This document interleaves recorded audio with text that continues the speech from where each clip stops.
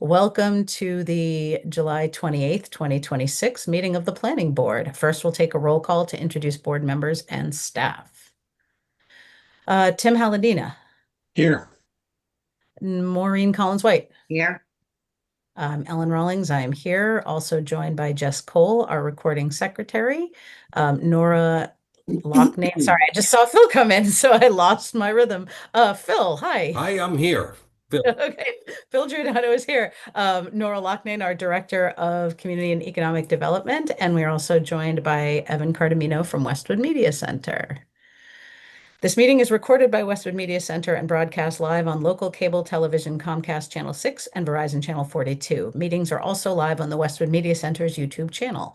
If you're interested in joining the meeting via Zoom, you can find the login directions in the Planning Board meeting notice that is posted to the calendar section of the town's webpage at https://www.townhall.westwood.ma.us/. We will begin the meeting with only the board members and staff unmuted and on video. As the chair recognizes individuals to speak, we will unmute them. Board members may choose to mute themselves when they are not speaking in order to minimize background noise. For applications, the chair will first invite the applicant to address the board and give a presentation summarizing what is being requested.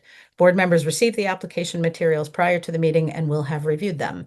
Board members may ask questions during and following the presentation. Staff and outside experts will provide comments to the board. If the issue includes a public hearing, the board will then proceed to the public comment portion of the public hearing and will restate the instructions. In this remote meeting format, residents and guests may participate in several ways. Attendees should raise their hand and wait to be unmuted and recognized to speak over the Zoom meeting application or from a telephone dial-up. We will be able to hear you but not see you. Additionally, comments may be submitted by email or regular mail prior to the meeting. When we come to that part of the meeting, I will remind everyone of the process. Following the public comment portion, the board will deliberate and make a decision or continue the hearing to a specific future date. All remote meetings require that votes be taken by roll call. When a motion and second has been made, the chair will ask if there is any further discussion before proceeding to a roll call vote and will then restate the results of the vote. All right, Nora, any changes to the agenda this evening? No changes. I just would like to ask Evan to make me a co-host so I can share documents and allow people in and out of the meeting. Excellent. Great, thank you. And I will invite Karen Skinner-Catroni, our tree warden, to participate as a panelist. And Phil Giordano, I believe you're recusing yourself from the first two applications. So if you would like to go into the attendees, I will call you back as soon as those are done. Okay, so I'll leave. Thank you. All right. And it looks like Karen's coming in, which is a good segue into our first agenda item is, if it will load for me, sorry, my computer's being a little slow. Our first agenda item is a public hearing for consideration of a retroactive scenic road approval for the proposed removal of trees in front of 447 Dover Road. This is a joint hearing with our tree warden. And let me come back to Zoom. Hi, Karen. How are you? I'm good. How are you? Great, thank you.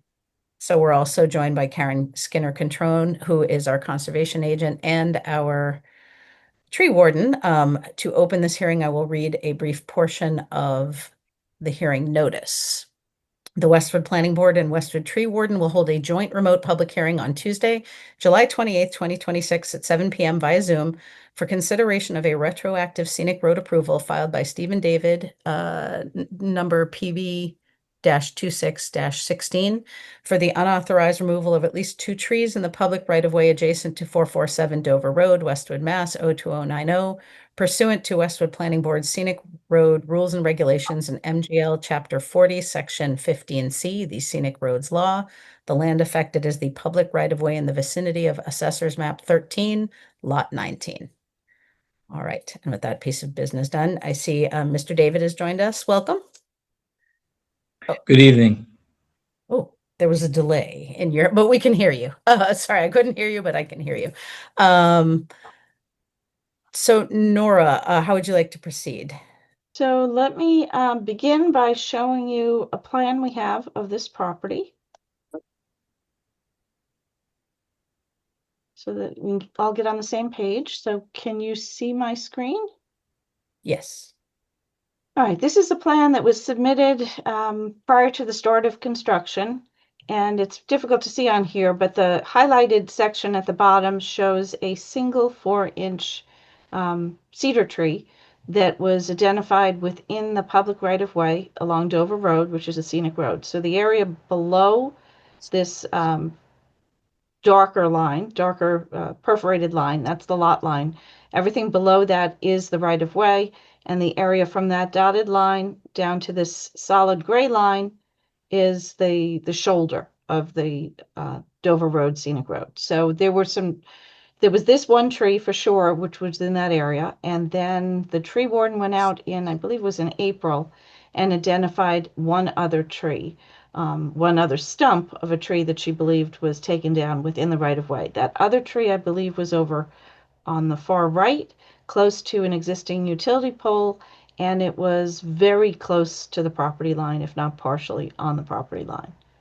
So we notified Mr. David of the fact that at least one and possibly two trees were removed from the scenic road right-of-way without approval, and we asked him to apply for scenic road approval. So that is why this is now before you. Thank you. And thank you for putting the plan up there. Well, that was a good summary, but I'll invite Mr. David to share anything additional if you'd like to. The only thing I would share was that the tree marked in yellow is in the proposed driveway, which was approved by the when we did the site plan. I'm assuming that the tree cutter took it down because he knew what the driveway was. I don't contest the tree warden's report. I wasn't aware of the other tree, like Nora said, it was really close. I've proposed to, as you can see, I have trees being planted along the public way. I was going to suggest to the board that I would replace the two trees which were very small. They were scraggly, either pines or cedars, with two red maples that are going to be planted in and around the front yard. And the caliper of the trees would be larger than the caliper of the trees that were cut down. One quick question. Thank you. When you say in and around the front yard, do you mean in the right of way or on the private property? No, it would. I've staked out Nora suggested I stake out the front, and I've done that. So they would be definitely on my property. Okay, thank you.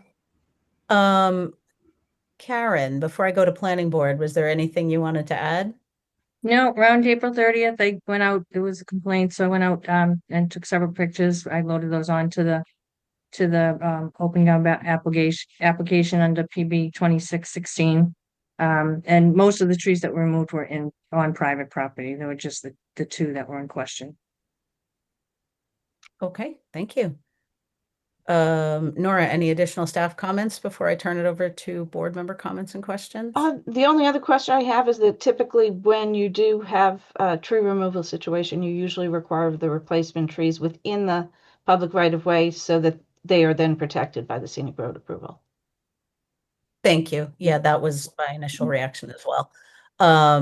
Okay, then I don't have any problem with that. Oh, great. Okay, yeah, that way, because I think the concern is typically We now know where I'm sorry. Oh, no, just like, because if you plant them on the private property, the next property owner could then go and cut them down and they were town trees. So I think my preference would be to have them on town property, but thank you. Okay, any board member questions, comments? Tim. Yeah, that was going to be my question. Exactly. I think, I don't know, when I think of Dover, right, it's such a beautiful street, tree lined and everything. So I was going to suggest having it be on the right of way too, for both privacy purposes as well as for future use case too. So Thank you. Did we lose Maureen? I think we lost Maureen. I was just going to say, not in the attendees, so I'll wait for her to come back. yeah, she might have had a My network's been my internet's been a little weird, so I don't know who our provider is, but well then Can I ask? Sorry, Ellen, I had one other question. absolutely. I read in the meeting materials something about a pre-existing stone wall at the location. I didn't know that I didn't hear anything of that in So the we, discussion setting this table here, so I just want to make sure I'm not so missing when the something. original application was filed, the former town planner Elijah Romulus went out and walked the site and did not find a stone wall. There were some stones on the property, but they were not in a configuration that would meet the definition of stone wall under the planning board's rules and regulations for scenic roads. So for it to be a stone wall, the trees have to be at least 1 foot high, 1 foot wide, and continuous across at least a section of the property. And that was not found. There were found some stones along the property, and I believe when Karen went out, you did not see a stone wall either. I did right? not. Well, that's what is it? Well, I just real quick. In the pictures, it looks like there is one, so that's why I was wanted to just flag it. Is it the stones on the far side? I'm looking at What photograph are you looking at? picture 3 of the photo set. Of the tree warden's report? Is that the stone wall on the far side? There's a bunch of stones Let me there, find the application. Just I mean, and then the those picture. stones were the Yeah. result of excavation, so we just piled them there. They came out of the ground when we went to dig in and around the site. It looks like there's some stone on the right side property line, or on the side property line, yes. There yes. are Is that that I just saw that and I read the summary and then I saw that, so I assumed that was the stone no, wall, but the stone wall that was purported to be there was along the front of the property, running Oh, towards okay, you from the gotcha. telephone pole down towards the bottom of the picture. And Got it. Yeah, I'm looking at the one that's right, going there are stone walls that go perpendicular. deep into the property, but there were no stone walls within the scenic right of way.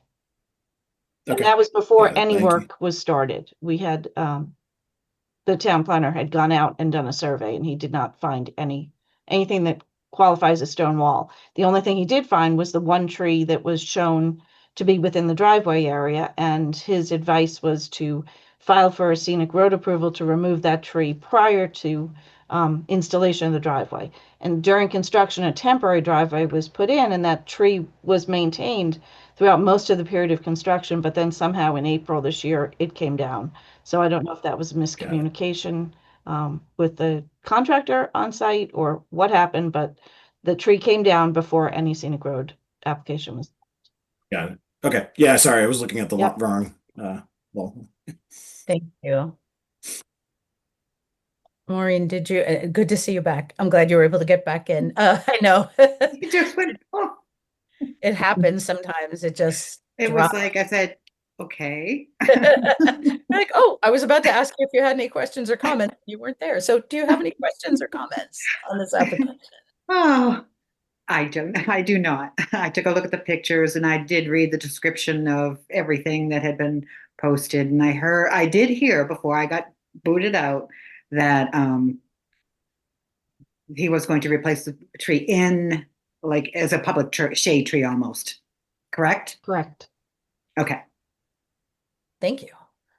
I only had a couple. I had also noticed about the stone wall and Tim, this was helpful for me. I went back and looked at some of the older Google Street Views and I saw stones. So I had asked Nora about it kind of offline and I would have said it was a stone wall, but apparently there's criteria for a stone. It has to be a certain number of feet high. And so it probably was a stone wall 100 years ago, but over time it had come undone to the point where it didn't meet our legal criteria as a current stone wall. So because I was curious, there were obviously stones there. Why hadn't they been flagged? But that explanation made sense to me that if it has to be 2 feet high and it wasn't, then it's not technically a stone wall. So I think I had a disconnect there, but understanding the criteria of what defines a wall was helpful. And I guess my only other comment was, I do love a red maple, but given that they're going to be street trees, I would prefer an evergreen, something that would stay green year round. like a cedar, since it was a cedar that was there, I'm assuming an eastern red. I would love to see an eastern red cedar, at least one, if not as eastern red cedars. Other kind of evergreen that Massachusetts, Eastern Massachusetts native, to provide that privacy and kind of be a one for what was lost. But Karen, unless you have a contrary opinion Nope. on that. Nope, that's just as long as it's native, as long as it's native, which I know you will require, so.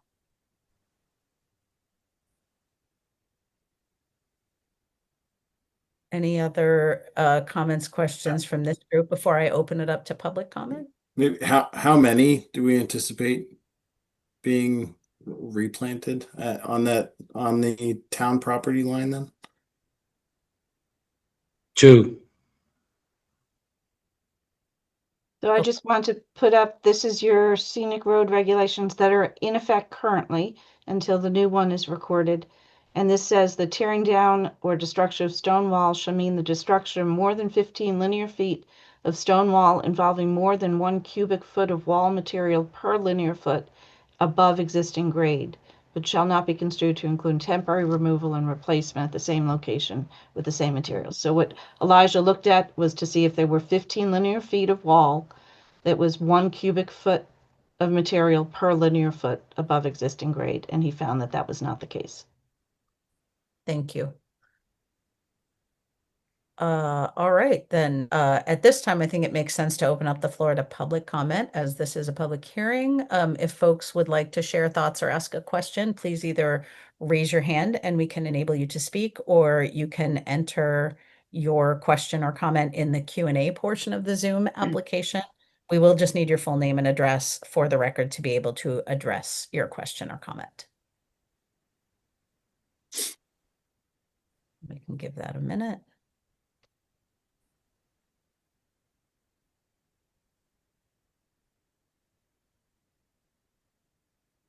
No Jess, raised hands and no comments in the we have Q&A. we have Jess Coles.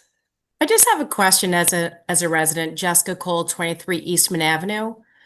Just because I've been taking these minutes for a long time, I noticed that I remember Mr. David came before us back in, I had to look it up, November of 2024 when he did an A&R plan, and I thought that was a not buildable lot. So the original division of the land created a non-buildable lot, and then there was a second A&R plan that took a piece from a neighboring lot and then joined that to this parcel. So the reason the parcel was originally non-buildable was because it was less than 40,000 square feet. It had sufficient frontage, but it didn't have sufficient area. So Mr. David worked with his neighbor to obtain additional land that was added to this parcel through a second A&R plan, and then it became a buildable lot. Thank you. Thank you. So there are no other questions in the Q&A and no raised hands. Okay, I'll give one more chance for board member, applicant, tree warden, staff, anyone, questions or comments before we move to a motion. I'm all set. All right, then I think if folks are willing, it would be a good time to review a motion and someone could potentially make the motion. Let me just make this a little bit bigger. I was gonna say that was teeny. Yeah, too small, sorry. Let me get it right view so My it's large glasses enough. on. Can't see, I can't hear. Yeah, let's try again. Better? It's, yes, much, thank you. Me or you, Maureen? Say again? I'll take it. Well, Thank before you, we, Kim. sorry, before Oh. we, before I noticed we haven't actually specified, so before we Yes. So get to, Oh, yeah, let's Nice. make sure we Yeah. got. we need a number and type of tree to be placed into the motion. Can we, before we go, just going back to my number of trees question, is Mhm. there a standard for One to one. quantity usually when, I mean, this is maybe not a standard, but like a precedent of in the past, like a quantity for replacing? So the planning board does not have a standard quantity. They've had different results on different applications. The most recent application I recall was on Canton Street near Perry Drive, where Yeah. there were Okay. 19 trees removed, and the board required 10 trees and 9 bushes to be put back on the property. Okay. Yeah. Okay. I was just curious if like one for one is appropriate given the maturity of the tree or what we've So the typically Conservation done. Commission, when it has an approval, it usually requires 2 trees planted for every 1 tree removed, or per caliper. So twice the caliper of new trees for old trees. In this case, we know one of the trees that was removed, I believe, was 4-inch. And Karen, do you have notes on what the second tree I do, was? I do. So, Are we following that guidance then or no? so So the second tree was also about 4 inches. So the information before you is that there were 2 4-inch trees removed. You could require 2 4-inch trees to put back. You could require twice that if you chose to. It's up to you to decide what you want to do. The Conservation Commission has standards where they require Got it. twice the caliper. The planning board has never adopted standards one way or the other. Okay. Thanks. I would honestly, Ellen, probably defer to you. Oh, no.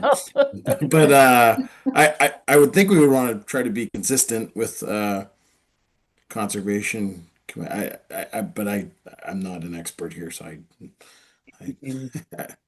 Yeah, I mean, of course, I'm always going to say more trees is better, but yeah, but yeah, Why don't I help the board with that? So, what I'll do is, I'll plant four trees along the front where the 2 trees were removed in the public way to give the street a nice border feel. And, the lot is going to be heavily landscaped, but I think it would look nice, and I think it would, sort of set a precedent for other people coming in here, and I agree with the board, and I'm happy to do that. well, thank you. Perfect. Yeah, That made thank you. that very Yeah, easy. thank Thank you. you. We appreciate that. And are you okay with four evergreen cedars? Is that amenable to you? I mean, I'll defer to the tree warden. I'm not quite sure. I had red maples on part of the lots, but I can speak with the tree warden and get the right fit. I want to make sure they're going to thrive in that. Right. So- No, that makes, The cedars will be fine. Okay. There was cedar there before, so it should be Okay. fine. Then that's what we'll do. Red, I believe they were Eastern red cedar is what the chairwoman said. So that was, I would get, looking at what was at the picture of the stump from the bark and the configuration, I believe it was an Eastern red. They're pretty distinct, and cedars are nice. The reason I love them for one of the many reasons is they're very hardy. I have one on my property that when I bought my house, there was literally one branch that was left, and I asked my arborist, is it dead? And he said, no, it'll bounce back. And over the last 10 years, it looks like a brand new tree. So it's one that hopefully we won't need to replace. So it'll give cover all year. It's native. It's good for the ecosystem, and hopefully it has a really good chance of surviving in pretty much any types of conditions, including drought, because it's kind of deserty. sounds good to me. Excellent. Thank you. Maureen. how tall do those, just because you know, how tall do those grow to be, Ellen?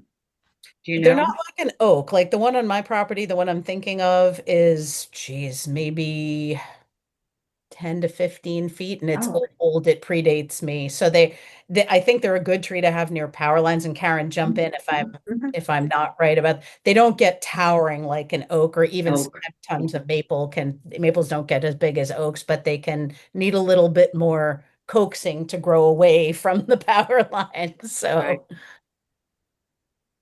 That sounds reasonable. Thank you. great. Thank you. I'm a big tree fan. I love these conversations. Thank you for indulging us. Um, all right. Well, then that sounds like number 3 is worked out. And Mr. David, thank you for Thank you, Mr. David. being so cooperative on that and volunteering. I'm a tree lover too, so it was easy. I agree with you. I think it'll look really nice, and hopefully we'll set a precedent for future work on that street for, setting the same kind of standards. So thank you for that.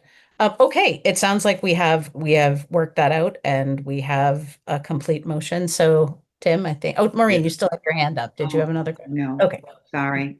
Nope, no worries. Just wanted to make sure. Perfect. I move that the planning board and Westwood Tree Warden grant retroactive scenic road approval for removal of trees from within the public right of way in front of 447 Dover Road as described in the application, therefore submitted to the planning board and filed in the office of the town clerk on June 8th, 2026, and for the replacement of said trees as specified herein, subject to the following conditions. Except as modified by the conditions and findings hereof, the project shall comply with the project plans in all respects, and the applicant shall pursue completion of the project with reasonable diligence and continuity.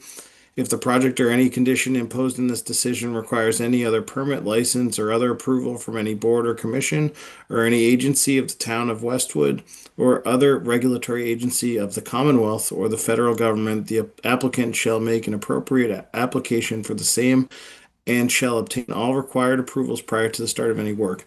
If any condition of such permit, license, or other approval from any other board, committee, or agency is inconsistent with this decision, the applicant shall make application to the planning board for an amendment of this decision, and the planning board shall consider such application in accordance with the requirements of MGL Chapter 40, Section 15C, and all applicable planning board rules and regulations. Prior to installation of landscaping, the applicant shall submit an updated landscape plan for review and approval by the town planner and tree warden. Said landscape plan shall include at least 4 Massachusetts native eastern red cedar trees sized 3.5 inches to 4 inches caliper or larger. The 4 trees shall be planted approximately 20 feet on center within the Dover Road public right-of-way. No work shall start until the applicant has complied with all applicable provisions of MGL Chapter 87. All landscaping approved herein shall be Massachusetts native species and installed at the earliest possible date, but only during the spring growing season running from April 15th through June 15th, or during the fall growing season running from September 15th through November 15th. Any plantings that do not survive shall be replaced in kind in perpetuity at the property owner's expense. All project-related activities shall comply with the timeframe set forth in the town's general bylaws, Chapter 292, for noise and construction, which allow such work Monday through Saturday between the hours of 7 a.m. and 7 p.m., and Sunday between the hours of 12 p.m. and 7 p.m. A copy of this decision and the project plan shall be kept on the project site at all times during removal. Second. I have a motion and a second. Any further discussion? Seeing none, I'll take roll call. Maureen? Aye. Tim? Aye. Karen? Aye. I vote aye as well. That motion carries. Thanks. I think you left Mike's name in there. Is Mike here? Oh, did I take it? Yes, I did leave in Mike. I will take that out. No, Mike is not here. Not here. Great. And then I guess we just need a motion to close the public hearing. Yes, just 1 minute. Someone else gets to make a motion.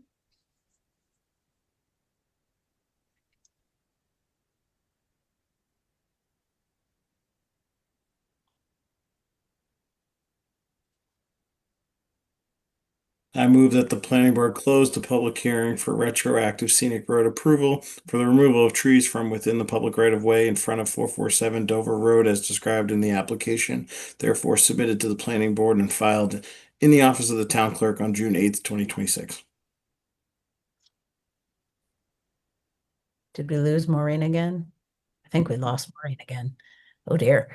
Well, we can't continue with the motion until she returns. All right, let's give it a Well, let me- second. Take this out so I can see the applicants.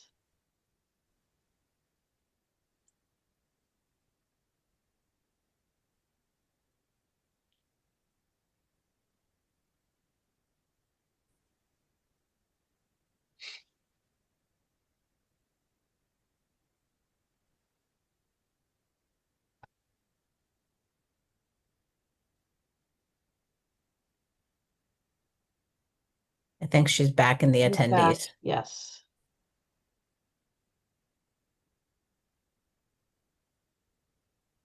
All right, Maureen, if you heard that motion, would you like to second it? If not, I can show the motion again. Oh, my word. Did you hear Nora. the motion to close the hearing? No, it just went blank again. I might have to switch to my phone. If this does it again, I'm going to switch to my phone. Okay. because I don't know why it's perfect and then all of a sudden it just disappears. Yeah, you just vanish. So Yeah, Want me to Tim read it made the quickly? motion that's on the screen. Yeah. yeah, Would you second it? yeah. Second, I second the motion. All right. Excellent. Sorry about that. We have a motion Sorry about that. and a second. Technology. Any further discussion?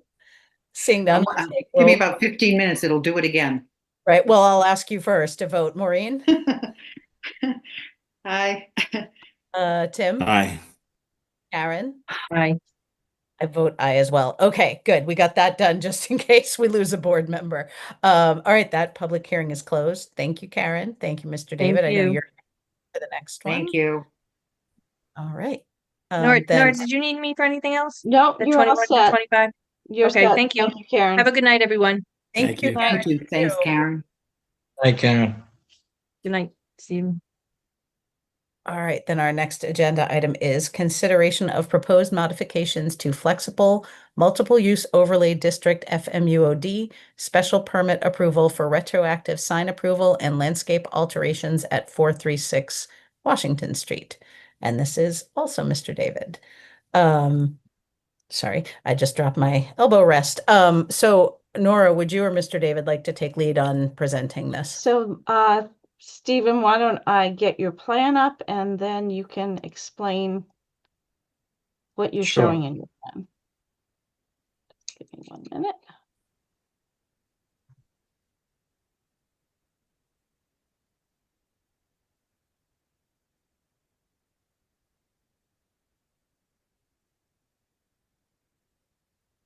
I think I have to. There we go. All right, can everyone see that? Yep. Yes. So originally, the sign was going to be located, if you're looking at this plan, to the right of the building. When we went to begin design and installation of the sign, we were notified by Algonquin Gas, who monitor their sites apparently, that their easement was on that side of the property where the sign was going to go. I indicated that the gas line is actually 8 feet down. I told them what the depth of the sign was going to be, which was only a foot. They told me under no circumstances would they allow the sign or anything to be placed below the surface to jeopardize potentially the gas transmission. As a result of that, I relocated the sign to the other side of the building, the left side. It is 15 feet from the public way, which is in compliance with the requirements of this board and the zoning bylaw. When I went to do that, we had a street tree right in the location of the sign. So I am asking to move that tree to the side of the sign. And so that's what prompted that change.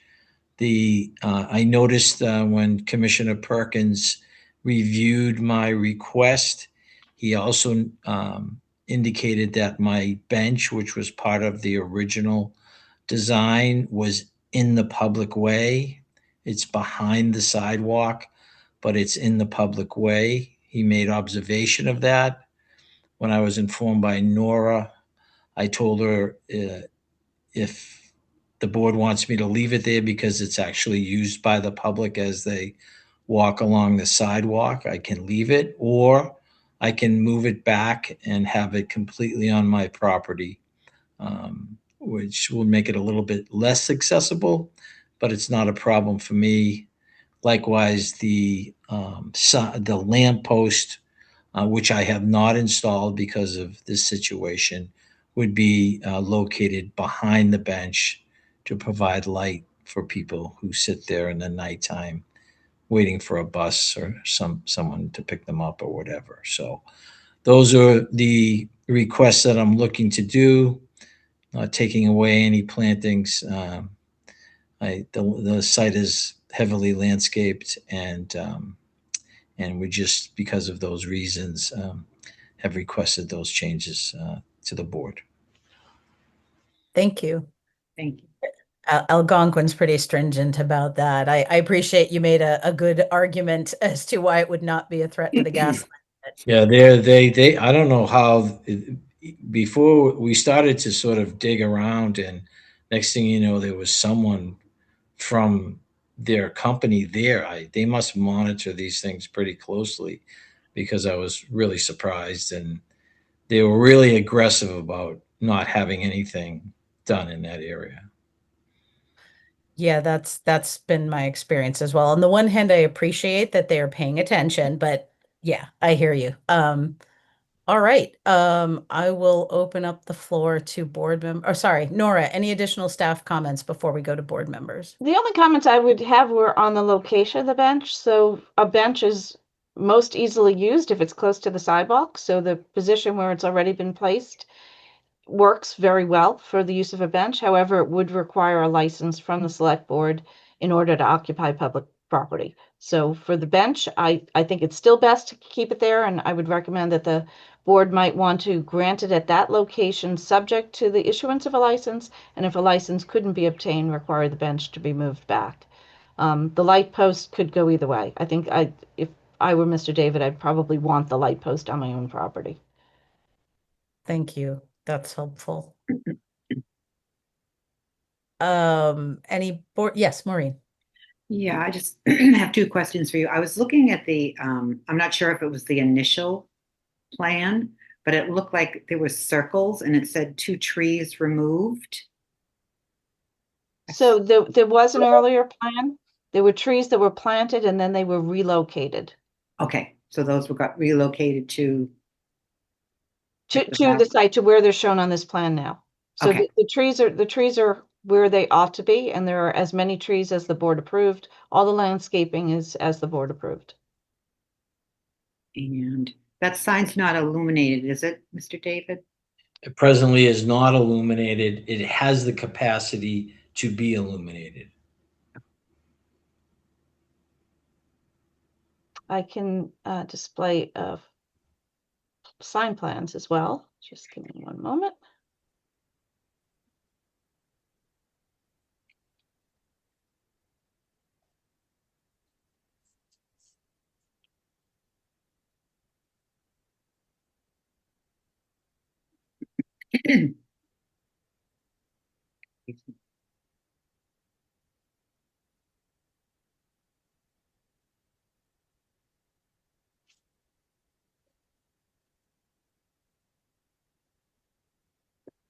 That is an illustration of the sign in the approximate location. Mhm. And that size is, there's not an issue with the size and the height. I saw the tree kind of blocks that, doesn't it? That's It does. correct.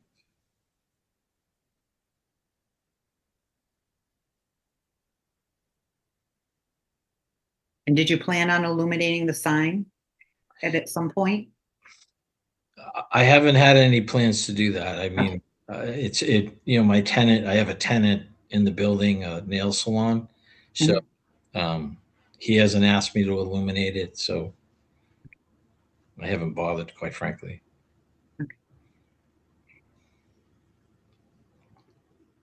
That was my question. Looks good. Looks good to. I have no issues. It's for what it's worth, the building itself, and I think looks really nice in that area as well. So I appreciate Thank you. it. It does. I had one quick question about the light pole, just so that I can kind of picture it. I like the idea of leaving the bench in the public right of way because it is more accessible. And if that's amenable to all parties, I think that's a good idea. If the bench stays where it is and the light pole were to be installed on the private property, how far apart would the two be? If it stays where it is now and I have to move it back, it'd be about 4 feet, 4 or 5 feet. Not very So- much. It would still illuminate the bench. Bench. Okay, that's kind of because I trust Nora's judgment. If she's recommending the light pole should be on the private property, I think that makes good sense. But I like the idea of it illuminating the bench for anyone who's sitting there in the evening. So it sounds like it would still do that. Even Yes. even if the light is moved back, it'll illuminate the bench and the sidewalk in front of the bench. Okay, thank you. Mhm. That was my only question. Okay. Any other questions from any members of the public? If anyone has a comment, question, please raise your hand or enter it into the Q&A. We would need your full name and address. We can give that a second.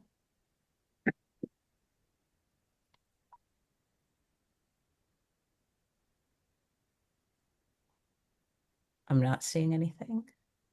All right. Then if there are no further questions or comments, then I would entertain a motion.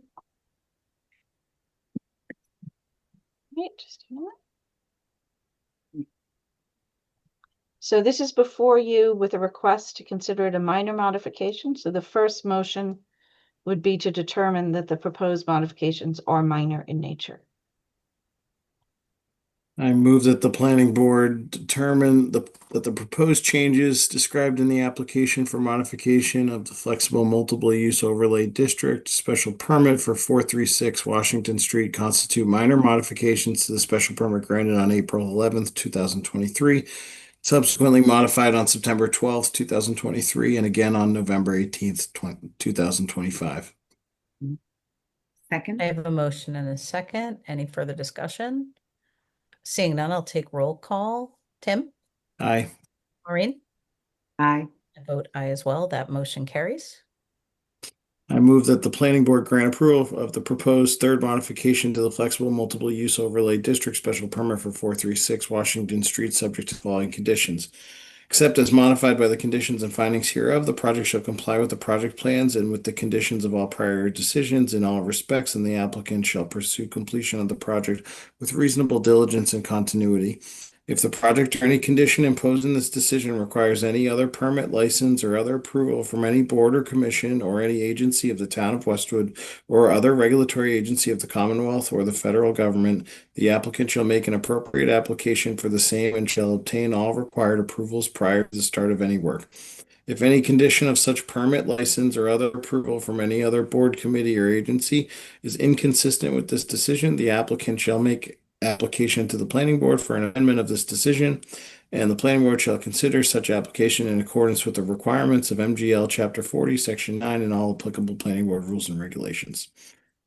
Any proposed alterations, modifications, deletions, or changes to the decision shall be requested in writing to the town planner and building commissioner prior to implementation. Proposed alterations, which are considered de minimis by the building commissioner, may be accepted as a note to the file. Proposed alterations, which are considered minor by the building commissioner, shall require the filing of a modification application of said approval for review by the planning board at a publicly posted planning board meeting. Proposed alterations, which are determined to be major by the building commissioner or by the planning board, shall be considered by the planning board as a formal amendment to the approval and will require a new public hearing before the planning board. All landscaping approved herein shall be Massachusetts native species, except as otherwise previously approved, and shall be installed at the earliest possible date, but only during the spring growing season running from April 15th through June 15th, or during fall growing season running from September 15th through November 15th. Any plantings that do not survive shall be replaced in kind in perpetuity at the property owner's expense. All replacement trees shall be a minimum of 4-inch caliper, and the town planner shall confirm that the replacement plants satisfy the native species requirement prior to planting. All project-related construction activities shall comply with the timeframe set forth in the town's general bylaws, Chapter 292 for noise and construction, which allow such work Monday through Saturday between the hours of 7 a.m. and 7 p.m., and Sunday between the hours of 12 p.m. and 7 p.m. Prior to the issuance of a full certificate of occupancy, the applicant must submit an accurate as-built plan for review and approval by the acting town planner. A copy of this decision and the project plan shall be kept on the project site at all times during construction. Second. I have a motion and a second. Any further discussion? Seeing none, I'll take roll call. Maureen? Aye. Tim? Aye. Vote aye as well. That motion carries. All right. All right, that Thank was you. not a public hearing, so no need to close. So we're complete. So Mr. David, I will get you your decisions before the end of the week, and you'll have to apply to the select board for a license to keep the bench in the right of way. That's fine. Thank you very much for your time this evening. Thank you. Thank you. Thank Have a you. good day. Take care. All right, our next agenda item is consideration of proposed approval not required A&R plan for 235 Westfield Street, PB-26-18. Yes, so this is an application that is filed on the behalf of Paul and Caroline Gay. So if anyone is in the attendees that is representing this application, just raise your hand and we'll bring you over. Otherwise, I will simply present the plan. Does Phil rejoin us? Oh, yes. I'm getting him back. Ah. Just Paul Gay is in the attendees. okay. Let me bring Paul over as well then.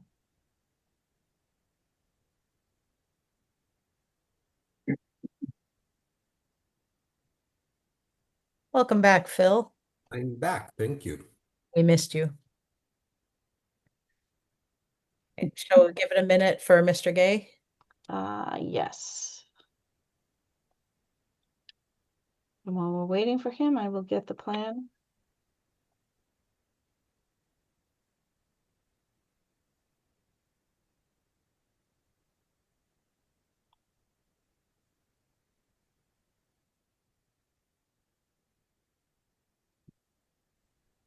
Hello. Hello, how are you? Oh. Can you hear us? We Yes. can, yes. Your sound has been fading in and out all evening, so we'll do the best we can on this end. Okay. Well, nice to have you back. Welcome back to the planning board. So Thank you. as the board may recall, Mr. and Mrs. Gay were here previously with a 4-lot proposed A&R plan where one of the lots did not have sufficient street frontage or lot width, and they were considering going to the Zoning Board of Appeals for variance on that application, and then coming back to this board for a subdivision application and possibly a shared driveway application. They've reconsidered their plans and worked with their engineer to redesign the property. So now the proposal is for 3 lots, all of which have sufficient frontage and actual access. And the lot that has the existing home on it, the driveway that goes to that lot is on the same parcel. So there's no need for a shared driveway. There's no need for a future subdivision or for any zoning variances. This plan is compliant. It would create 3 buildable lots, the lot that has the existing home on it, and then 2 new lots, each of which would be considered buildable lots. Thank you, Nora. Any additional staff or applicant comments? No staff comments. Okay. I'll open up the floor to planning board member comments or questions. Does anyone have any questions or comments on this A&R plan? Maureen, yes. Nora, excuse me. Wow. Could you just like picture, I can see where it says 2000, 2001, and then 2002. Where exactly, like where is 2000? Is it the Okay. whole top? So yeah, 2000 sort of looks like a flag. So if you watch my cursor, it comes up here and then goes out to the right, all the way to the back of the property in Dedham. Okay. Back here, and then back down around. So this is the frontage for lot 1. You can see the driveway to the far right of the frontage. Yep. To lot 2000. And the driveway goes right back to the existing home. And then these areas that have dots in them are the wetland areas on that parcel. So parcel 2000, this is one of the lot lines right here. Okay. Everything behind that is, and everything to the left of this line are part of parcel 2000. Then parcel 2001 is this irregularly shaped parcel right here. The back part of it is all wetlands. The front is upland, and they could build a house on the front of the property. And then lot 2002 is over here, where the left side is upland and the right side is wetland. And so they could build a home over here. Okay, thank you. Thank you. Any other board member comments, questions?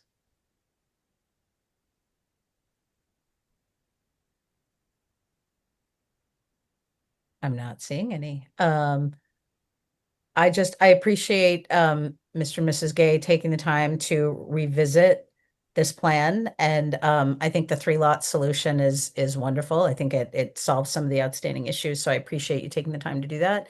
And on a personal note, I understand that you're intending to pursue a conservation restriction for that largest lot, which I think that's wonderful. So again, on a personal note, I appreciate that.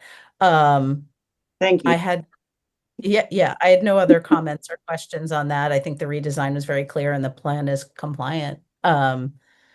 So if there are no other questions or comments, we could entertain a motion.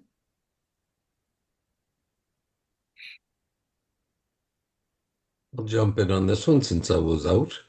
I move that the planning board find the proposed approval not required plan for 235 Westfield Street dated July 14, 2026 to be complete and consistent with section 3.1 of the planning board subdivision regulations for plans not requiring approval under the subdivision control law, and that the board endorse the submitted plan as a plan not requiring approval under the subdivision control law. Second. I have a motion and a second. Any further discussion? Seeing none, I'll take roll call. Tim, Aye. Phil, Aye. Maureen, Aye. I vote aye as well. That motion carries. All right, Mr. and Mrs. Gay, you're all set. I will get out a letter before the end of the week, notifying you that your A&R plan is approved. I will contact your surveyor and make sure they know that they need to bring a Mylar and a copy to the planning office, and then I will get those signed by the planning board over the next couple of weeks. Thank you very much. Thank you. Thank you for Thank all you. your work. Thank you. Enjoy the rest of your evening. All right, then our next agenda item is consideration of proposed approval not required A&R plan for 151 Grove Street, which is PB-26-20. Yes, and I believe wanna we do? have the applicant. 151 Grove Street. The next one is something to do with 151 Grove Street. 151, what? Grove Street. We don't need. Good evening, Madam Chair. Good evening. Welcome. I'm not sure if I have anyone else in attendance from my team, maybe Mr. Thurmond or anybody else in the attendance, Nora. I don't see a Thurman. Oh, George Laham? Yes, Yes. George. is- Okay. George has been invited to join as a panelist. Thank you, Nora. You're welcome. Would you like me to display the plan? Yes, please. All right. Madam Chair, whenever you're ready, if you want me to go through our application. Yes, and now that we have the plan, that would be wonderful. Thank you. Just to note, this is a 4-sheet plan because it is such a large parcel of land and it's an unusual shape. So in order to show it at your minimum 40-inch scale, 40-foot scale, it requires 4 sheets. Thank you. Thank you, Nora. Madam Chair, for the record, Attorney Keith Hampy of Winborn, Hampy and Sheehan, Dedham, Massachusetts. Here on behalf of Dedham Country and Polo Club, but also the applicant, who is Acorn Hill LLC. Manager of that LLC is Mr. Stephen D'Angelo. This evening, we're seeking the endorsement of the planning board tonight for a submission of an approval not required plan drawn by Feldman Geospatial dated February 4th, 2026. Certified by Timothy Gurskus, who's a professional land surveyor, on July 1st, 2026. The plan that I'm referring to is on display here in front of us. As the board can see from the plan submitted through the portal, the original lot containing just over 27 acres, which is also known as 151 Grove Street, is seeking approval to carve out a lot identified as Parcel B. Parcel B is located at the northernmost area or northernmost boundary, of 151 Grove Street, which directly abuts the Dedham Country and Polo Club. More specifically, the Parcel B, which we are identifying, directly abuts the end of the golf club's driving range. If approved and in accordance with a purchase and sale agreement between the owner of the Dedham Country and Polo Club and the owner of the land, or the current owner of the land, this plan would divide 151 Grove Street into Parcel B, having an area of 215,317 square feet, or just under 5 acres of land. Parcel A, remaining with 151 Grove Street, would have an area of 983,660 square feet, or over 22 acres of land. Parcel A, for the board's review, would still have the required frontage and lot area for lots within a single residence E zone in the town of Westwood. So this proposed division would not make Parcel A non-conforming or a non-conforming lot. In addition, Parcel B would now be contiguous, with the land already owned by Dedham Country and Polo Club, having frontage on both Summer Streets and Westfield Street, both public ways in the town of Westwood. The nexus or the reasoning behind this application on behalf of the country club and why they sought out Mr. D'Angelo's property was to acquire additional space for the golf-related activities, specifically including the driving range. As some of us know, the driving range distances that exist today at the club are a little short for some of the players, leading to errant and longer drives, which leaves obviously the country club's property and can be a nuisance to abutters. In approving this A&R, the Westwood Planning Board will allow a safety buffer between the Dedham Country and Polo Club's driving range attendees and the neighboring abutters. Based on this aforementioned reasoning, we respectfully request that this honorable board allow the approval not required subdivision plan as presented. Thank you. Thank you very much. Nora, any staff comments? Just that the plan is fully compliant, and all of the setback requirements for the existing structures have been met. Thank you. Any board member questions or comments?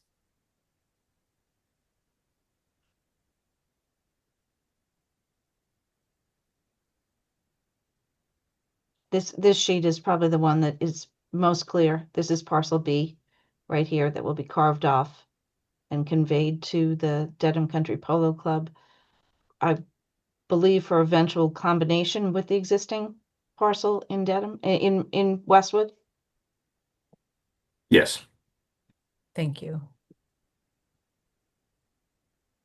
Any board member, I see a hand up in the attendees, but before I go to that, do we have any board member questions and comments at this time? It looks like no. Okay, we do have one hand up in the attendees. It's just listed as iPhone for whomever that is. It's Pete Thurman. He's our club president. Oh, okay. And you know, sorry, Madam Alan. Chair, he's making sure I'm doing my job. Yeah, no worries. Happy to recognize you to speak, sir. We would just need your full name and address for the record when we promote you to speak. All right, Thanks, he's been promoted. Ellen, it's nice to be on this side of the call for once.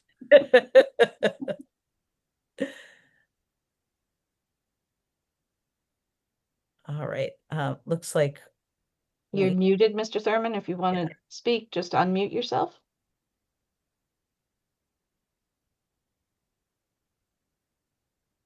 May help him. Sorry, can you hear me now? yes. Yes. I apologize. All I wanted to say is that I was on and I was happy to answer any questions, but I didn't have any comments. Sorry about that. Oh, no worries. And thank you. Thank you for Sure.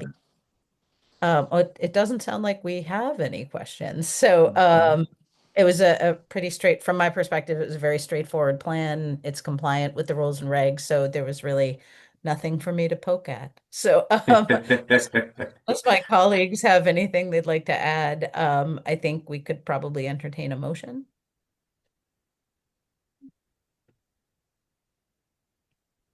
I'll go for it.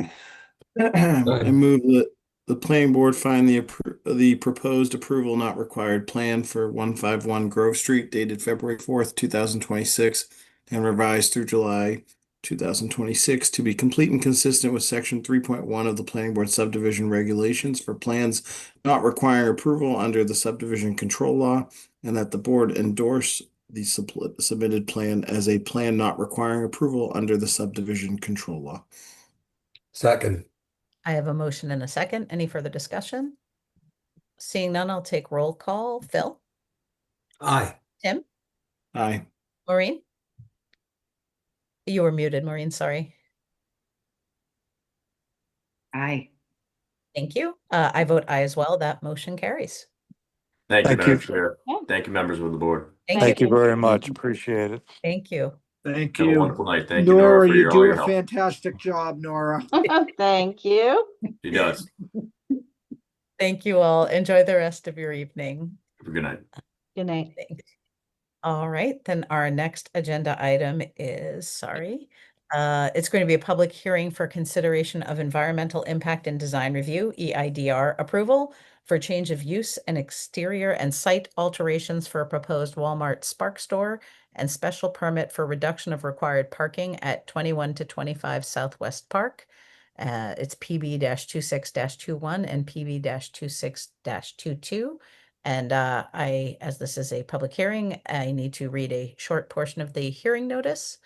The Westwood Planning Board will hold a remote public hearing on Tuesday, July 28th, 2026 at 7 p.m. via Zoom regarding applications filed by Molly Obendorf of Bowler Engineering for Environmental Impact and Design Review, EIDR approval pursuant to Section 7.2 of the Westwood zoning bylaw for a proposed change of use and exterior alterations for a proposed Walmart Spark store and for a special permit pursuant to Section 6.1.9 of the zoning bylaw to permit a reduction in the number of required parking spaces associated with the proposed new use.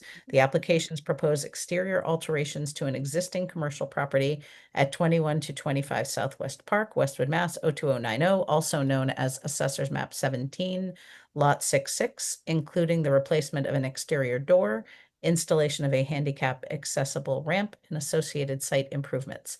The property is located in the Highway Business HB zoning district and within Flexible Multiple Use Overlay District 2, FMUOD 2. And I do hope I pronounced your name correctly. And if I did not, I apologize. No, you did. Okay. That. Welcome. You will be presenting the project. All right. Then Correct. the floor Yes. is yours. Is there anyone else joining you or? There might be some other people who might raise their hands if there's Okay. specific questions. Yes. But yeah, I will be the sole presenter. And if it's okay, I can pull the plans up. You should be able to share. Yes, it looks like I am able to share. All right. For the record, Molly Obendorf with Bowler. We are the site civil engineers for the project. I'm representing the developer of the project. As noted, we've submitted an environmental impact and design review application, as well as a special permit application. Special permit is to reduce the parking from the required parking in the bylaw. The property is located at 2125 Southwest Park in the Highway Business District. It's a commercially developed parcel and adjacent to other commercially developed properties. And the site is located within floodplain. We have been before Conservation Commission. We've received approval from them and do have an order of conditions in hand for the work. Getting into the proposed work, so there's an existing building at the site as well as an existing parking area. Both will be maintained. The existing building it's a tenant fit out is the proposed project, and it will be function as a fulfillment center, which is a unique use that's not clearly defined in the bylaw. It's not your typical retail box store. This, again, because of that unique use, it was determined by town staff that the retail was the best fit use for the property. The building will not be open to the public. It will only be open to delivery drivers and associates only. So those will be the only people using the parking area as well as employees. There will be minor modifications to the exterior of the building. As the chair noted, there will be a new door proposed as the main entrance on the northeastern side of the building. Additionally, there will be an existing door in the rear here that will be removed and sealed. The existing stairs and landing will be removed as well. In addition, there are minor exterior site improvements as well. The existing parking area, again, like I said, is to remain. There will be restriping, so the gray shaded area you see is a seal coat over the existing striping areas. And we will be restriping the parking area for functionality and cosmetic purposes. We are reducing the parking. There's an existing 59 spaces to 38 spaces. Again, I'd like to stress that this is not your typical retail use, and only employees and delivery drivers will be using this parking area, and the 38 spaces is sufficient to serve the proposed use. There will be some minor regrading associated with the accessibility component of the property. I'm not sure if I mentioned before, but there is a proposed ramp to comply with accessibility requirements as well. We're minimizing the disturbance as much as we can. And we are reducing the impervious area by converting a portion of the pavement underneath the ramp to gravel. We did request some waivers with the initial application. A waiver from 7.2.7.2 exterior lighting plan, 7.2.7.3 traffic study. And we did receive some initial comments from Nora earlier in the month, and we did respond to those comments. We submitted a revised plan and a letter responding to those comments. So just to run through a few of those, one of the comments was regarding EV charging spaces and needing to have 2 on site. So we've updated the plan to make this more clear. There are 2 existing EV chargers on site that will remain. And then there is an existing dumpster area that does not have an enclosure. So one of the comments was to provide a dumpster enclosure. So we've updated the plan to include an enclosure in accordance with Westwood's requirements on material. And there is a detail provided in that revised plan as well. We also uploaded architectural elevations and a materials board. And there are no directional or business identification signs proposed, therefore a signage plan is not required. Also with that response letter, there were some additional waivers that we requested, one of which was to the planning board's bicycle parking design guidelines. Section 6.1.19, parking areas for 10 or more parking spaces, 6.1.20, parking setback requirements, and 6.1.21, edge of parking area. Lastly, we did receive a peer review letter from Beta. In general, the peer review comments received can be addressed. I would like to highlight there was a comment about landscaping, which we are requesting waiver from, which is section 6.1.19 and 6.1.20.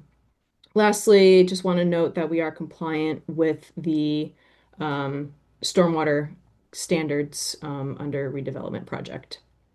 And with that, I will open it up for board question. And I would like to say I'm happy to discuss any of the waivers if there's any questions or comments on that as well. Thank you. Nora, any staff comments before we move to board member comments? Yes, so you heard about the waivers that have been requested. To let you know what the requirements are. A property that has parking for more than 10 spaces is required to have perimeter landscaping, a minimum of 5 feet around the entire building. In this case, there was perimeter landscaping at one point when the building was constructed.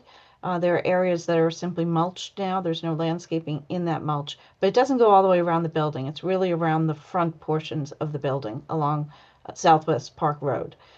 There also used to be a number of trees in that large lawn area to the front. There were 5 trees. There is now 1 tree there.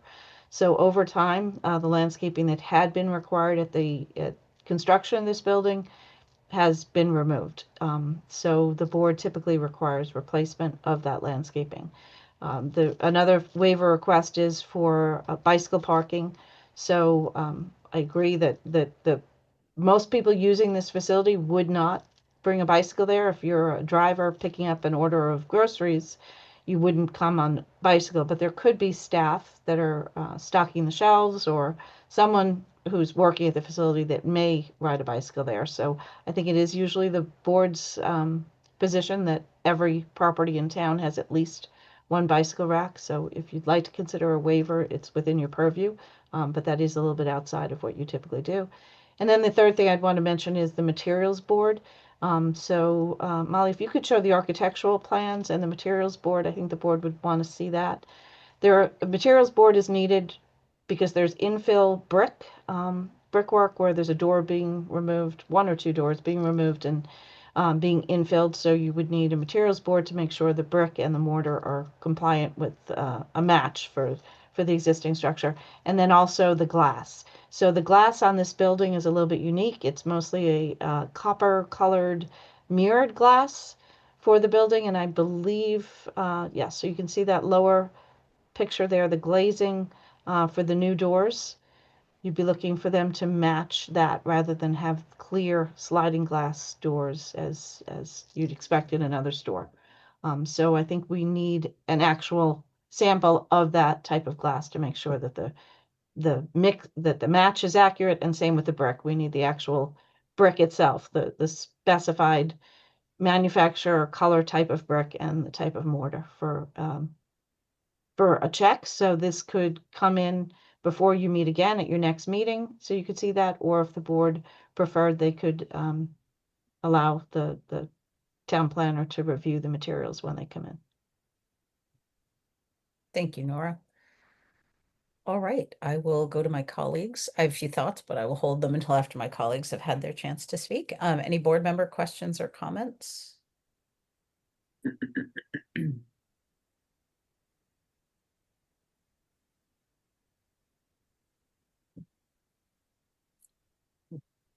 Oh, everybody's really quiet. Tim. The only thing that came to mind for me was the reduction of parking spaces, and I was just curious if there's a sense of some of these other stores or some of the other instances of this. How often are multiple drivers or folks kind of in on site at the same time, or if there's any stats or metrics on that? And apologies if I may have missed it in the materials. Yeah, I was going to ask the same question, Tim. Yeah, typically, I mean, the spaces for these types of fulfillment centers are, 20 to 40 spaces. So we're right there. I think it also varies with demand, and in consultation with the developer, we have the sufficient number of spaces for this particular store at 38. Nora, any comment on that point? The building commissioner reviewed it and didn't think there was any concern. The property has to be reviewed as a retail store, which would require far more spaces than that. But because most of the orders will be ready to go and the fulfillment driver will just come and pick up the order and then go, they'll be on site for a short period of time. So there'll be high turnover of the spaces. There is the ability, though, for one of those drivers to actually shop the store and pick up items and check them out, which would take a little bit longer, more in line with the retail operation. But the building commissioner did not have any concerns that the number of spaces provided was insufficient. Okay. Well, any concern of staff? Or comfortable with the number? Yeah, I'm comfortable with the spaces. I am not comfortable with the lack of a landscape plan. Okay. Thank you. Maureen, yes. Along the lines of the parking spaces, if they needed to increase the parking spaces at some point in time, there would be the room to do that if you needed to go from 38 to something else. So there are spaces that are being blacked out. The pavement is remaining in place. If you look at the bottom of your screen there are existing parking spaces where they will not be used as parking spaces. So the stripes will be removed, but the blacktop will remain. So if you had to put spaces back there, you could. I think that's considered an area for loading right now. So Okay. the spaces are removed to avoid any conflict between trucks With and the cars. loading. Okay. Thank you. Thank you. Any other board member comments at this time? Just more detail on the landscaping, I would say. That would be only my only issue. Well, funny, that's a nice segue because I am with Nora. I am not comfortable with a lack of a landscaping plan. Same. Just to be completely transparent, I'm not inclined to give a full waiver on landscaping. That is not something this board typically does.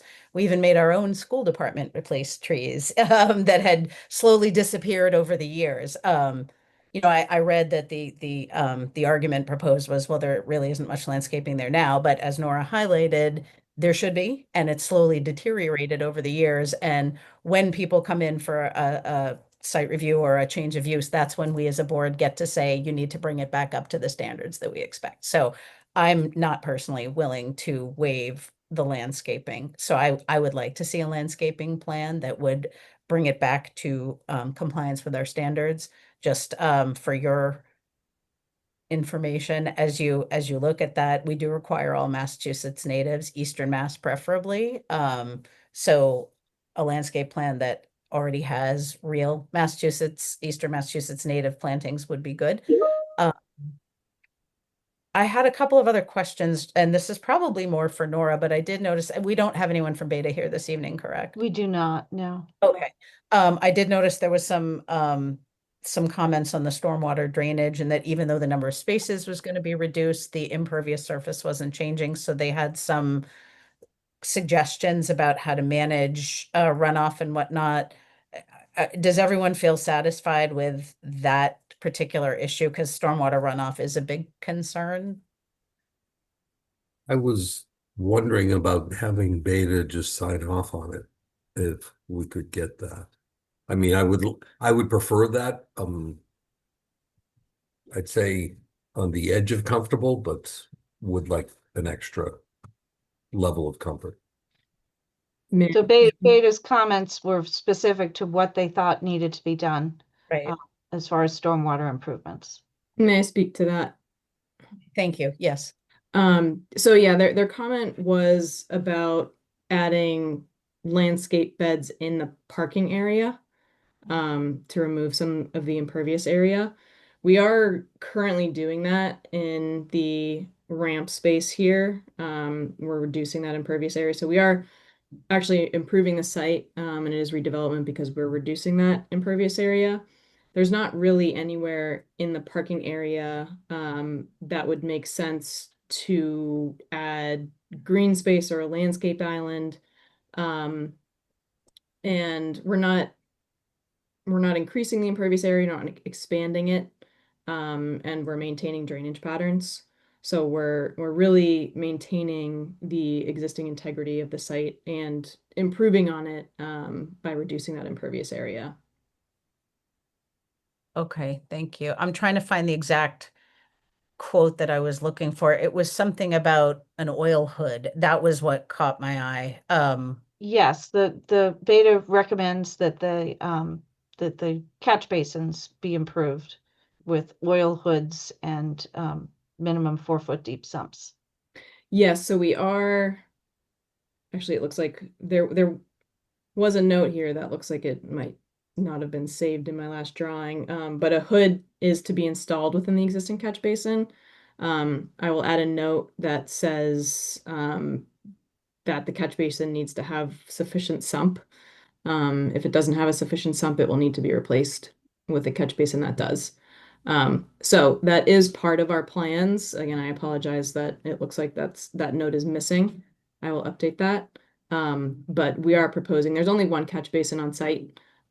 So we are improving by adding a hood, and you can't have a hood without a sump. So I will add that note back, and hopefully that addresses that concern.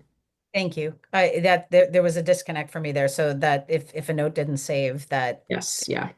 Thank you. I'm just scrolling through again. I thought I had another question about the stormwater. So I addressed my concerns about the landscaping. I was curious about whether or not the reduction in parking was reasonable for this site. And it sounds like if the building commissioner and our town staff has reviewed it and feels that it will not cause a backup. And there's also room to, if you find you need more parking spaces, you have the space to convert some pavement back into it. I feel okay about that. But that's what it was. Sorry, the materials board. I appreciate seeing the digital one, but I personally would like to see samples or have the town planner see hard samples. I think in this case that's important because they look compatible online, but it's really hard to tell. So I agree with Nora's advice on that someone really would need to review the samples of the actual materials to ensure that they really do match as we expect them to. And I think that was all I had at this time.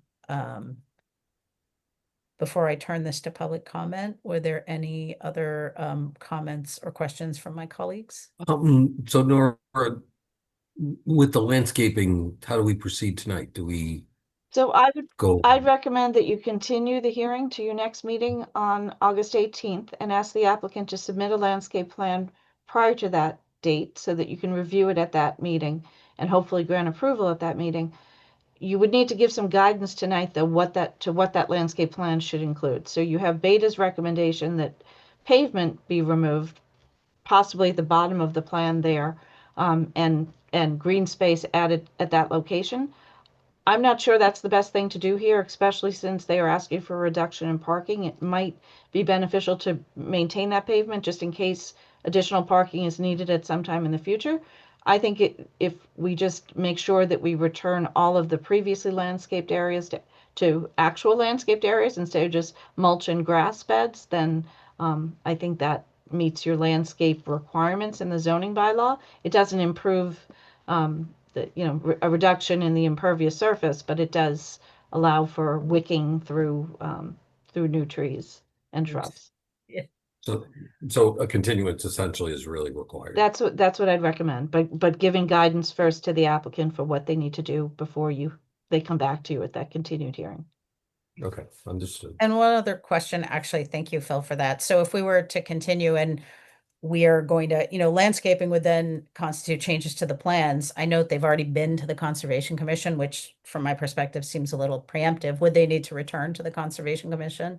So I think they would need a modification. I don't know if it would be administrative or if it would have to be the full commission that would review it. Being that you're asking for plants to be added and not changing any other aspects of the site, as long as you're looking for plants to be added in planting beds, I think that would be considered a very minimum change by the Conservation Commission and a positive change. Yeah, no, I agree. So just a note for the applicant that as part of your process, just to be aware of that. Yeah, I agree with I'm just gonna, since we're on this, I agree with the recommendation. Typically, I'm a big fan of ripping up impervious surface, but in this case, I agree with you, Nora. I'm not sure it's the right way to go about this. I would just like to see some, if there were 5 trees on the property, I'd like to see 5 trees on the property, get rid of that mulch and do something with roots and just kind of return it to the state that it kind of was.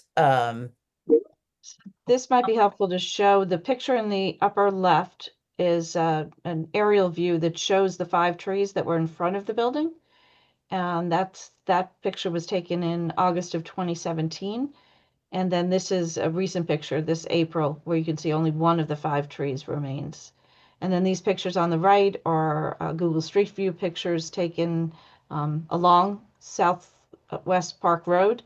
So this one is looking kind of northeast, and this one is looking southwest. And you can see just the one tree and large grass areas. And then you can see right up against the building, there's nothing but mulch.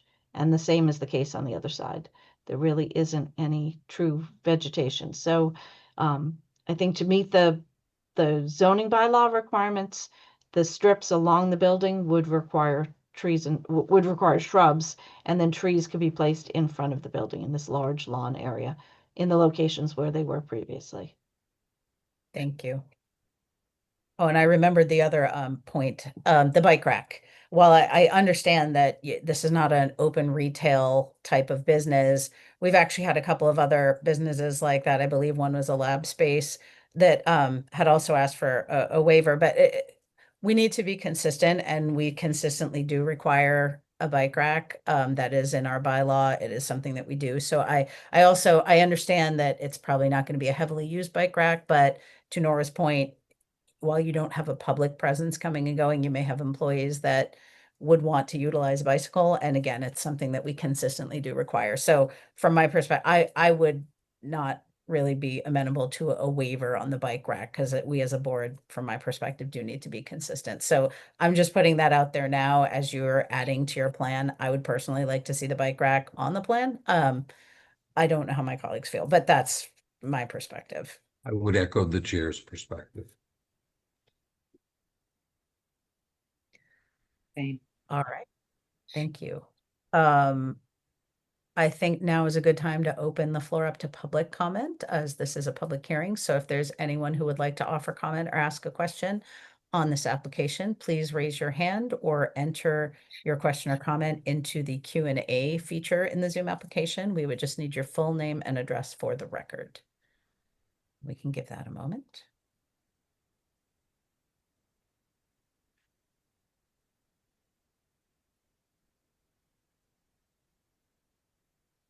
I'm not seeing anything, Nora, unless I'm missing No, something. no raised hands and nothing in the Q&A. Okay. Is there anything else we as a board should discuss and convey to the applicant? Or have we sufficiently kind of outlined what we're looking for landscaping and features, or do you feel that needs further discussion to appropriately guide? I guess I'm asking both Nora and the applicant. I think I have enough direction. It sounds like replacing 4 trees on site because there were 5, and then adding shrubbery along the edge of the building and adding a bike rack.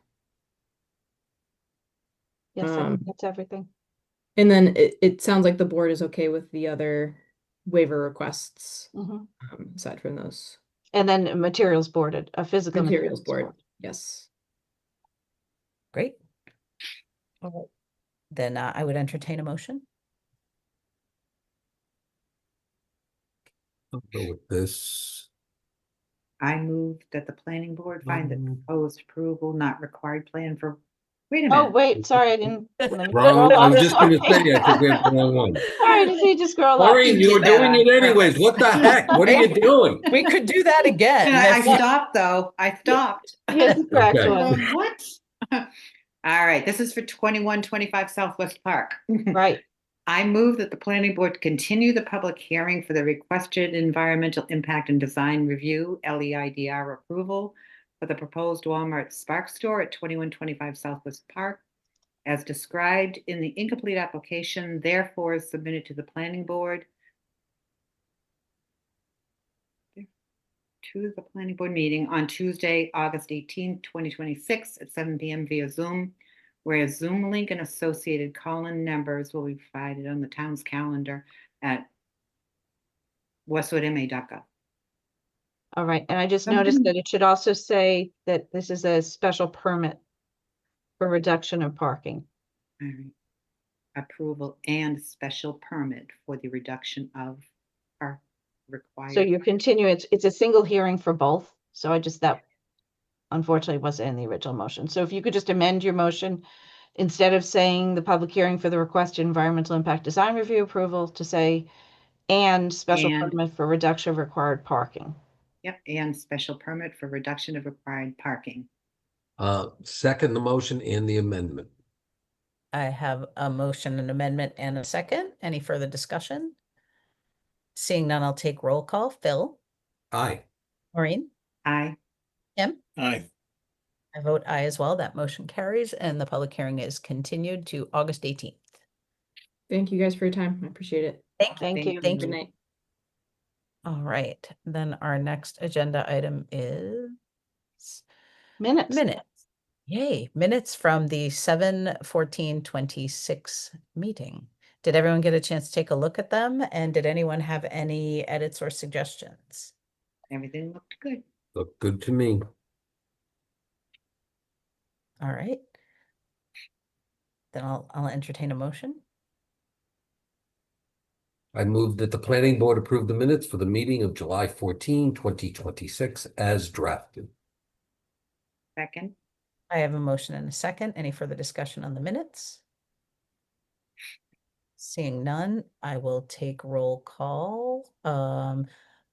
Yeah, do we, Tim and I have to abstain. Yeah, We do you have- have enough to vote on that? That's fine. You can, actually, you can vote on the minutes if you've watched Watch them. the recording already. Okay. So Okay, up to you. And okay. I know, Tim, you've watched it. Ellen, I don't know. Have you watched it as well?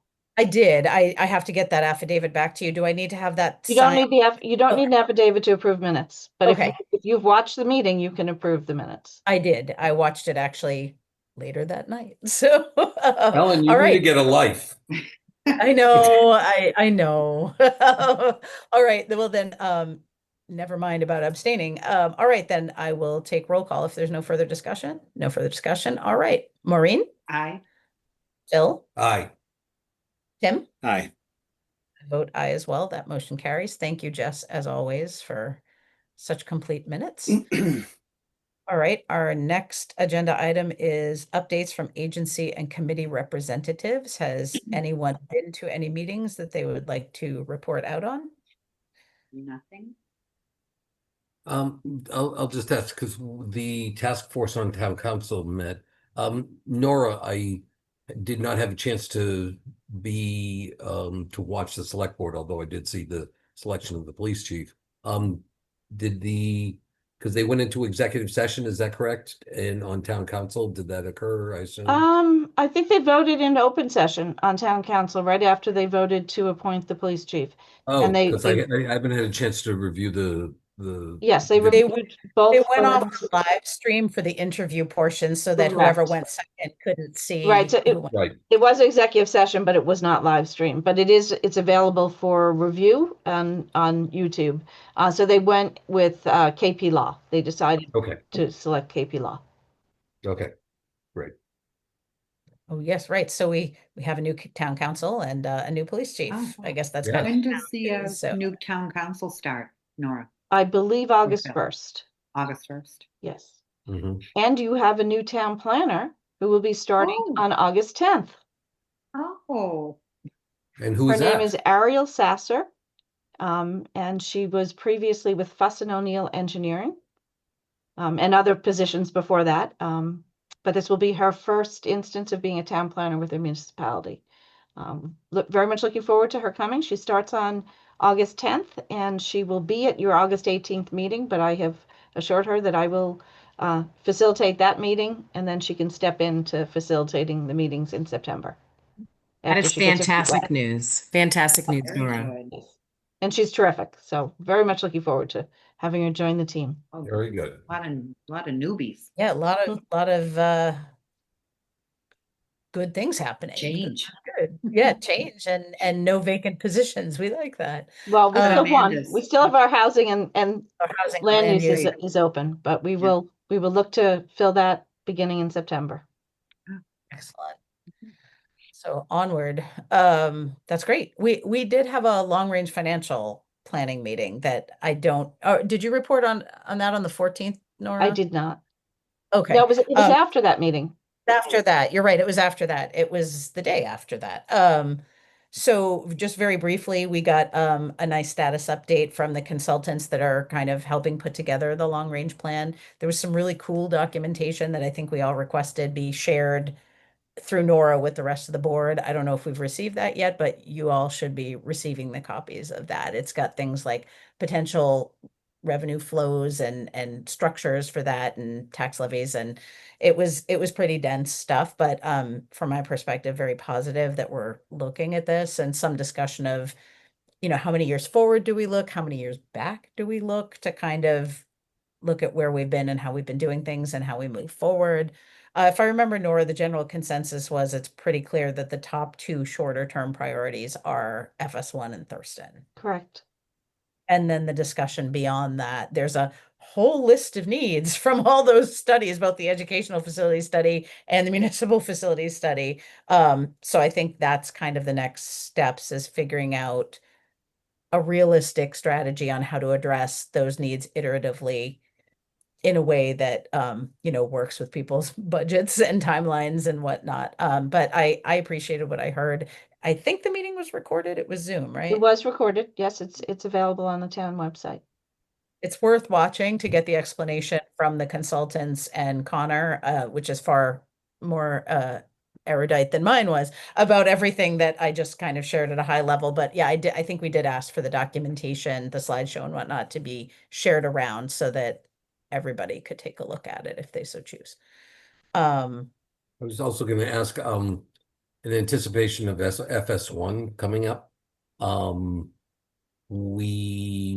we going to have the sufficient timing for all the anticipated scheduling that is obviously in the queue?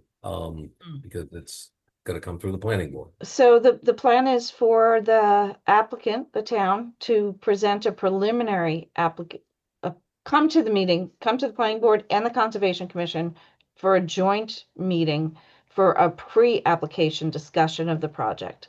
I think that will probably be sometime in either late September or early October. We don't have a date set yet. And then the permitting itself would not come until after town meeting and after the ballot. Oh, So a it's little bit okay to different do than the last time around where you saw the project and you granted your approval. Then we went out to bid, actually got a Right. contractor on board before asking for funding from voters. That is not how they're going about it this time. Oh, They're because going to ask I for was funding wondering how first. we could possibly get it all done in Yeah, the no. anticipated timeline. The funding will come first and then the design will proceed to design documents and then eventually construction drawings. So we're going to be busy post-funding. Correct, correct. And in fact, it probably won't be until very late winter, if not early spring, before an application comes before you. But the idea is to get a preliminary discussion with the planning board and the Conservation Commission first to Okay. inform the plan. Is there anticipated date yet in October or There's no? not. I imagine it'll be in early October, so I will shoot for your October 13th meeting, but that's not confirmed yet. I need to make sure that the architectural team and the OPM is ready, and I also have to make sure Conservation Commission members could attend, because we'd like to do it Okay. together. Yep. Makes sense Okay. to do it together. Just figuring out what's coming up and just saying, now that I know that it's going to be a lot after the fact, because I was starting to get concerned that there was going to be an impossibility just to get everything done before a vote. Yeah, it's a completely different process this time. I shouldn't say completely different, but it's from my perspective, a very different process where we're kind of going for the high level funding on a concept plan first. And then Right. the schedule that they've outlined is kind of all over the web. They're planning several community meetings and, kind of listening sessions and visioning sessions. And there'll be a lot of community input. My perspective on what I have seen is there will be a lot of community input during the design process and a lot of opportunity for community input and board input during the design process, the way they've structured it. So there are Okay. public All right. meetings. There's one tomorrow night in person at the high school. There's one on Thursday that is via Zoom. Board members are welcome to participate as individual residents, but you cannot participate or speak as a board because we did not advertise either of those as a planning board meeting. Right. Okay. Okay. That meeting That was my big. essentially the same as the one that happened on the 27th, Nora, do you know? So Same the one on the information? 27th was the FS1 steering committee. Yeah. Where they met and had discussion and they're working on a matrix, which they will come back to their next meeting, I believe on August 7th. This meeting is more for, it's an informational meeting for residents who will eventually want to come to town meeting or want to come to the ballot to vote on the project. So it's letting them know the process that we're going through, what the three options are, what the steering committee and eventually the select board will consider in deciding which of the three options to go forward with for town meeting and for the ballot question. So it's informational. It's not the same as what was on the 27th, but some of the information presented to the steering committee will also be presented to the public. And then the meeting Is on the the vote- 29th and the 30th, it's the same content. One's in person, one's online. Is the vote date locked down? I don't believe it's locked down yet. I believe the select board has a meeting on August 3rd, and they will decide at that meeting whether or not to put it on the general ballot. the general ballot in the Which is November. first Tuesday in November. Yes. So they will decide about that on August 3rd. Okay. Okay. Excellent. Any other agency and committee updates? All right. Then our next agenda item is general miscellaneous updates and administrative items. Nora. So just a thank you for everyone who went and signed the rules and regulations. I'm just waiting for one last signature and then I can get those recorded. If it happens by Friday, I will get them recorded right away. Otherwise, I'm going away for a month and I'll record them when I return. And then there will be these two A&R plans that you just approved tonight. As soon as I get the Mylars, I will have Tiana bring them to the police station because I'm sure they won't come in by Friday. So I'll make sure she sets them up at the police station and then I will send you out an email when they're ready to be signed. So I'd appreciate you to get those signed as soon as possible. I believe both applicants are very anxious to get the work completed. Okay. Thank you. Good. We'll keep an eye out for those emails that they're ready. Thank you. All right. Any other general miscellaneous updates and administrative items? All right. Then our final agenda item is our upcoming planning board meetings. We have a meeting on August 18th, 2026, September 8th, 2026, and September 29th, 2026. Wow, that takes us well into the fall. All right. Well, then if nobody has anything else, what's the terminology that could be reasonably anticipated to come before the board, I would entertain a motion to adjourn. I move to adjourn. Come on, Maureen, second it. Second. All right. I wanted Tim to. No one's going to second. I have a motion and a second. Any further discussion on adjournment? Seeing none, I'll take roll call. Phil? Aye. Maureen? Aye. Tim? Aye. I vote aye as well. Thank you all. Good night. Thank you. Not even 9 o'clock. Yes, Look it good up. job. Yeah,